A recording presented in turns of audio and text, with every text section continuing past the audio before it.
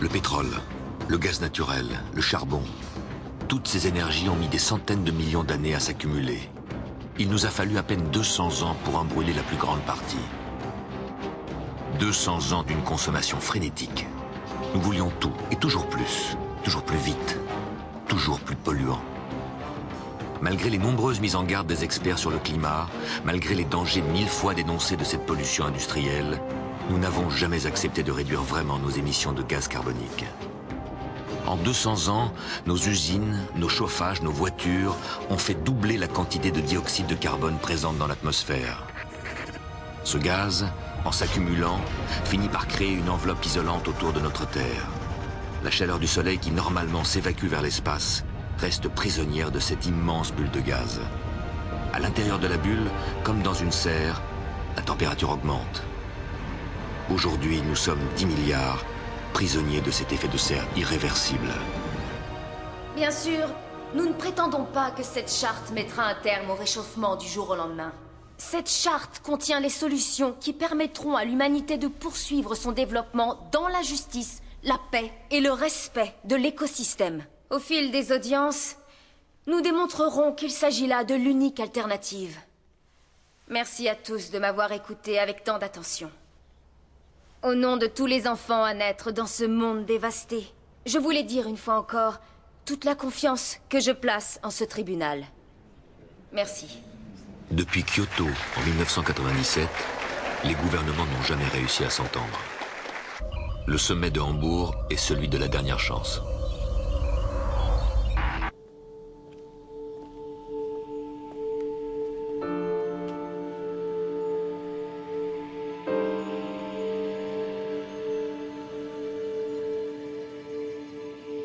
Les dérèglements climatiques sont de plus en plus nombreux en cette fin de XXIe siècle. Et leurs conséquences de plus en plus dramatiques. Julia en sait quelque chose, elle qui tous les ans quitte ces terres bordelaises pour se rendre à Paris. Elle y vient pour commémorer le plus triste des anniversaires. La mort de son fils Raphaël, il y a 10 ans.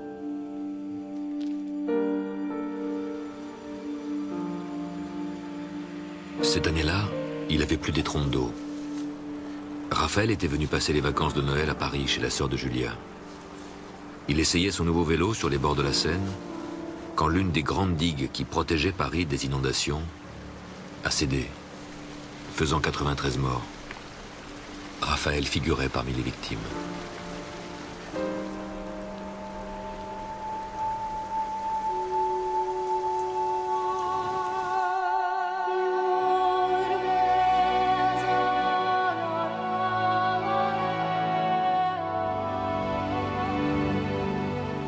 Julia? Salut, petite sœur. Ça va? T'as l'air en forme. Ton chagrin ne s'apaisera jamais? Jamais.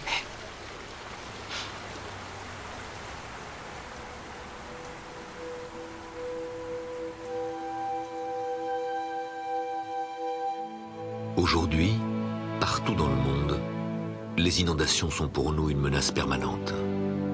Une première alerte a eu lieu en 2005 à la Nouvelle-Orléans.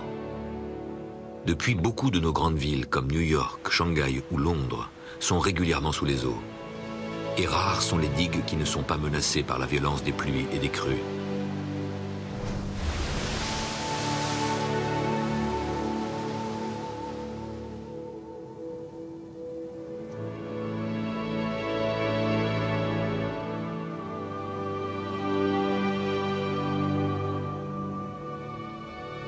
Mais la menace ne vient pas que du ciel. La montée régulière, inéluctable de la température a fait fondre presque tous les glaciers. Les glaciers de l'Himalaya et ceux des Andes, qui fournissaient de l'eau à des centaines de millions d'entre nous, ont dramatiquement diminué. Les neiges éternelles du Kilimandjaro ont pratiquement disparu. Comme celles du mont Fuji.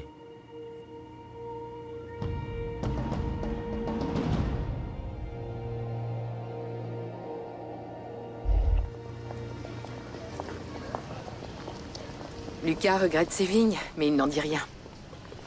Il dit qu'il est impatient de goûter nos oranges. Tu le connais? Oui, je le connais. Mais toi, comment tu vas? Moi? Tu vas pas sacrifier toute ta vie pour ce domaine. C'est pas un sacrifice. Je t'assure. Tu pourrais déménager. Rencontrer quelqu'un. Recommencer une nouvelle vie. Je crois qu'il est temps de rentrer.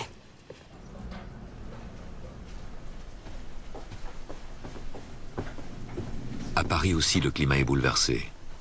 Désormais, il pleut sans cesse en hiver et les étés sont de plus en plus chauds. Depuis la mort de son fils, Julia a reporté toute son affection sur sa nièce. Tati Julia! Oh, mon petit ange. Comme tu as grandi, ma belle. Ah, je vais bientôt avoir 6 ans. Waouh, 6 ans. C'est ma princesse. Bah ça alors. Salut Robert. Salut. Je suis heureux de te voir. C'est gentil. Désolé pour la chaleur, mais la climatisation est encore en panne. Alors, C'est pas grave, par rapport à la maison, c'est rien. à ce point-là. À Paris, les appartements technoclimatiques sont beaucoup trop petits et puis c'est vraiment devenu trop cher pour nous. Ouais. Allez, viens, Stella. Si on allait prendre l'air. C'est parti. Elle est magnifique. Ouais. En 2075, les 3/4 de la population mondiale est concentrée dans les grandes villes. À Paris, les changements climatiques ont bouleversé le marché immobilier. Dans les immeubles haussmanniens, mal adaptés aux grandes canicules, le prix des appartements s'est effondré. Désormais, ce qui fait la valeur d'un appartement, c'est l'énergie propre des panneaux solaires et les murs végétaux pour se protéger de la chaleur. Les immeubles qui n'ont pas été adaptés ont été abandonnés. Paris, comme toutes les capitales, a dû s'adapter aux variations brusques de température et aux économies d'énergie. La priorité est au transport public rapide, aux espaces verts et à l'aménagement de zones ombragées pour se protéger du soleil. Dans toutes les grandes capitales, la voiture a été bannie.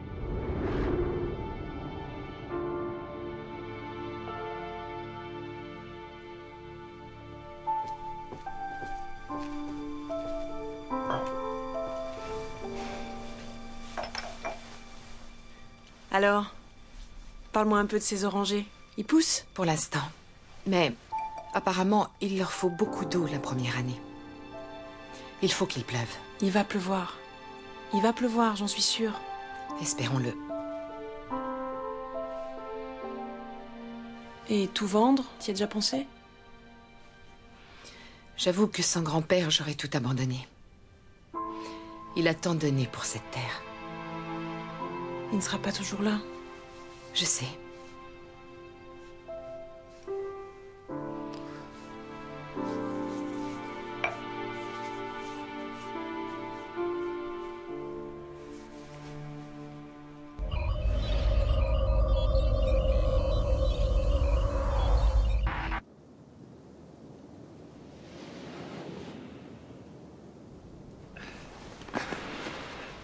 Je vous remercie pour votre accueil.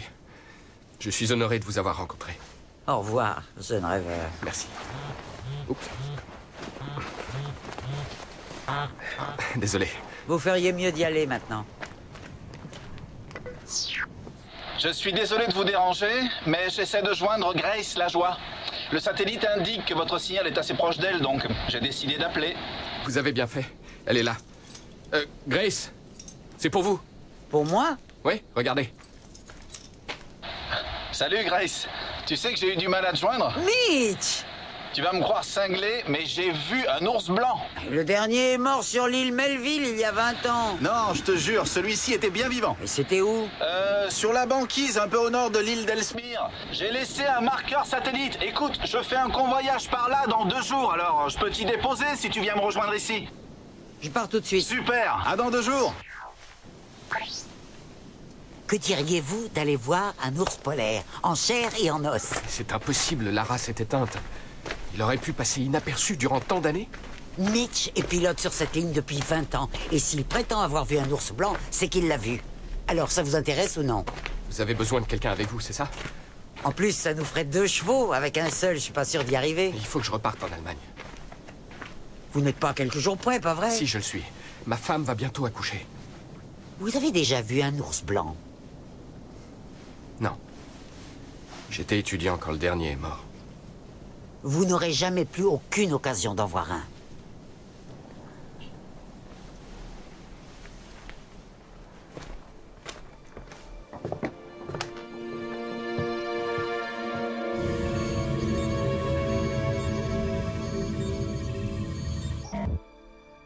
À Hambourg, Lotte doit aujourd'hui s'attaquer à l'un des principaux problèmes actuels.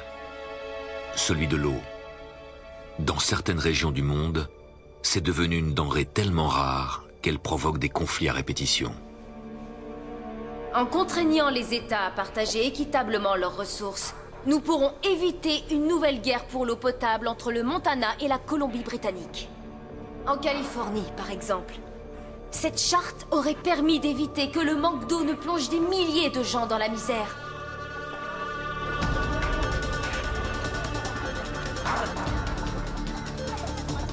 Tous les gouvernements ont pris des mesures drastiques pour gérer le manque d'eau.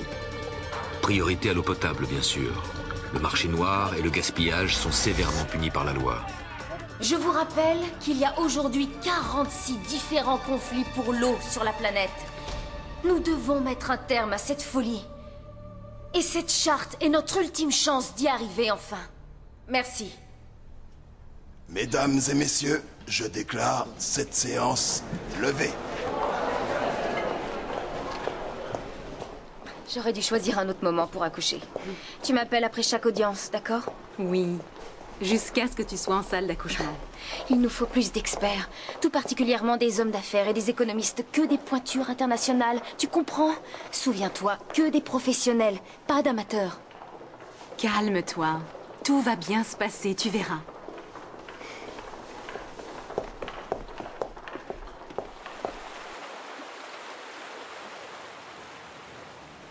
Tu ne vas pas le croire.